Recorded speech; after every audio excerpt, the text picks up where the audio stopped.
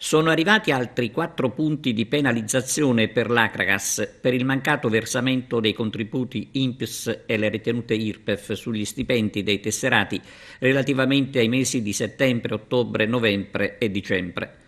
Assieme all'Acragas sono state penalizzate anche Arezzo e Matera con 6 punti e il Siracusa con 1 punto di penalizzazione. Per il patron Silvio Alessi, inoltre, così come era stato ventilato, è arrivata la squalifica per 4 mesi da parte del Tribunale federale. La classifica dell'Acragas con la nuova penalizzazione è di appena 6 punti. Incredibile ma vero, è questa la conclusione di un campionato che dopo la partenza di Giavarini è stato solo un disastro, con la città che ama i colori biancoazzurri mortificata e offesa. E non ci sono davvero parole per elogiare i tifosi che, a parte qualche protesta, mantengono un comportamento assolutamente civile. Così ci si avvia ad un mesto finale di campionato, mentre c'è chi ancora crede nella possibilità che l'Acragas possa avere un cambio di società con l'ingresso degli iraniani.